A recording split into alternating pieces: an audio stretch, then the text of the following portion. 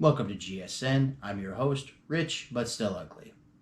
In today's news, the Biden administration has announced that they have activated the FBI to combat misinformation. According to sources, after a great deal of proposed misinformation was found circling online, the concerns of many American citizens reached the president's desk to invoke an actionable response. President Biden met with FBI Director Christopher Wray to discuss how the investigation would play out. Apparently, the president gave the FBI director all discretionary funding and operational freedom to conduct this investigation, so long as he would arrest the culprit in question.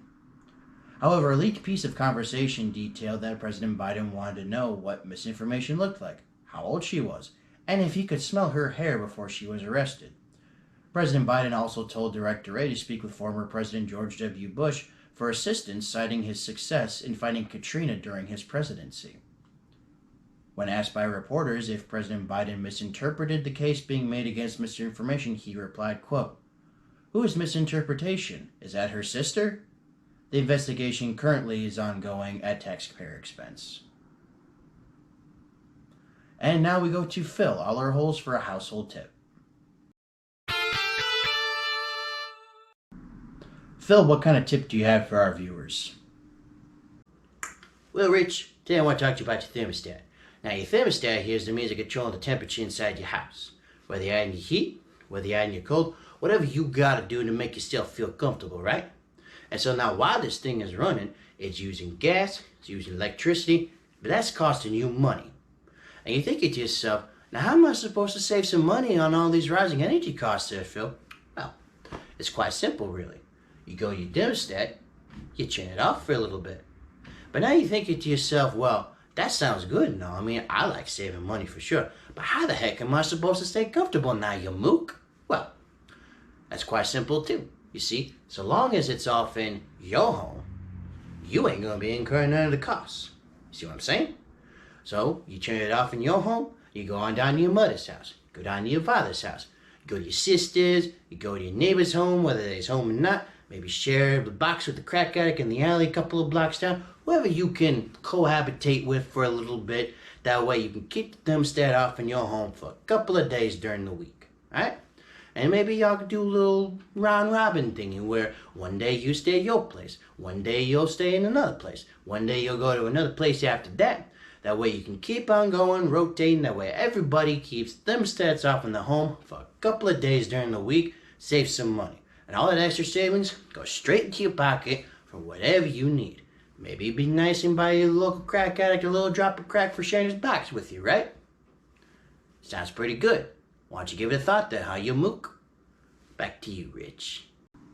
Alright then, thank you for that great tip, Phil. And now we join our weatherman, Preston Hercolin, for a weather report. Preston, what are we looking at in the forecast?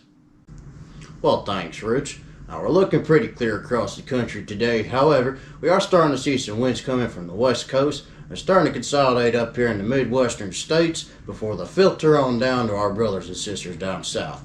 Now, we're also starting to see some winds being pressed out in the form of some high pressure fronts, breaking wind, if you will, all across the east coast there. So it's looking like we're going to have a pretty breezy season in store for us in the next couple of days. Back on there to you, Rich. Thanks, Preston. Well, Super Bowl 57 came to a close with the Kansas City Chiefs triumphing over the Philadelphia Eagles 38-35. In typical fashion, both teams' host cities and Glendale, Arizona, were plagued with debauchery, fires, and fights that were all later uploaded to TikTok.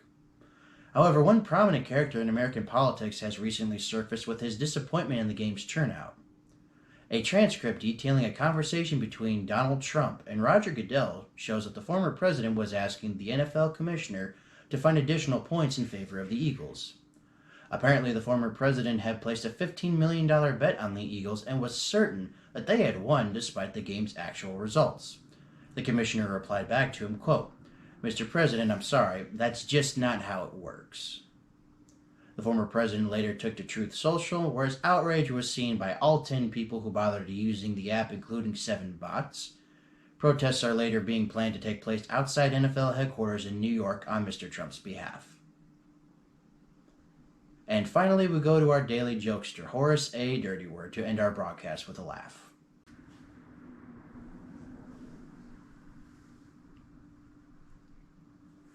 Remember, if you've ever eaten donkey meat, that means that you have also eaten ass.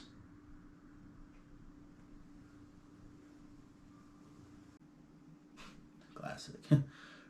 Well, that's all the time we have for today. Please join us again next time for more news at unspecified times. Good night, everyone.